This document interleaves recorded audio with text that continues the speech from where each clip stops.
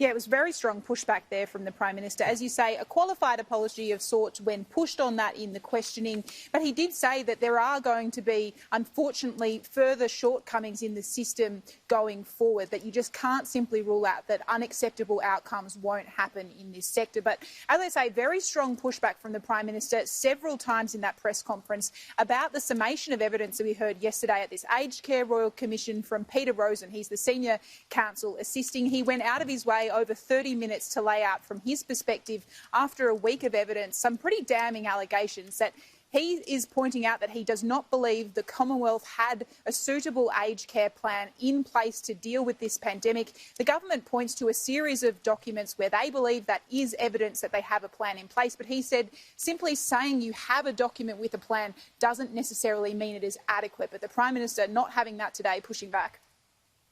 Every day, every effort is being made. And on those days that we fall short, we're sorry. And the next day we get up and we seek to make it right the next day.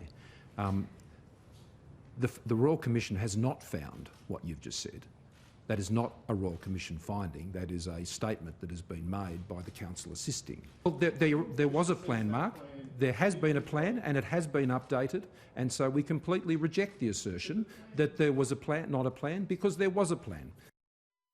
One thing that Scott Morrison and Brendan Murphy have gone into is, the loss of these staff members at aged care homes in Melbourne was difficult and very difficult to cope with. But what's been pointed out is the two aged care homes in Sydney where this happened, they lost a lot of staff, almost all in one of them, more than 80% in the other. So that begs the question, wasn't that foreseeable?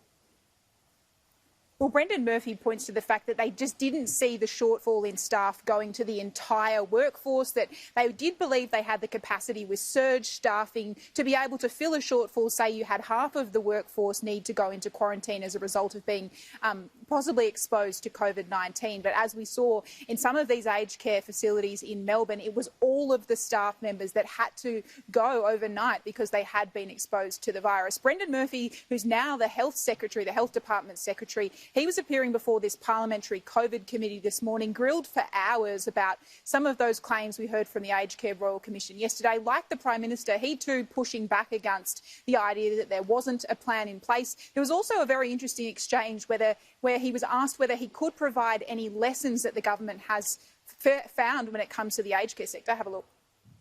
Can you tell me what you think you could have improved?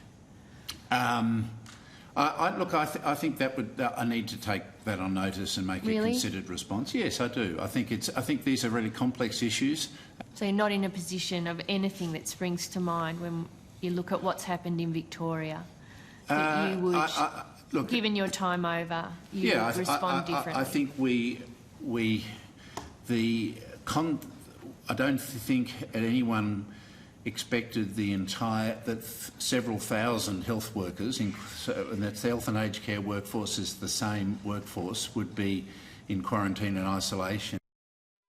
Scott Morrison again going into length about the fact this second wave, he says, you can't ignore facts. It came out of Victoria. That was when talking about partly why things are happening in aged care. Look, leaving aside the to and fro over that, that's been a big issue again. How the outbreak got out, the offer of ADF assistance as well to Daniel Andrews, Trudy. This has been an ongoing standoff, Tom, for the entire week. The Victorian Premier standing by the claim that there was not this specific offer of assistance when it came to hotel quarantine with ADF support on the ground. We know earlier this week there was a statement from the Emergency Management Commissioner, Andrew Crisp. Repeatedly, the Premier points back to that statement as what he is referring to when it comes to the ADF offer. We know that the Defence Minister also laid out her timetable, but it does appear today to be this very specific qualification when it comes to this ADF offer. They're relying on the statement here from the ADF, from the Emergency Management Commissioner, specifically refers to these two dates. It was put to the Premier today by a journalist at this lengthy press conference. Could he give that same denial about any offer being made at any period?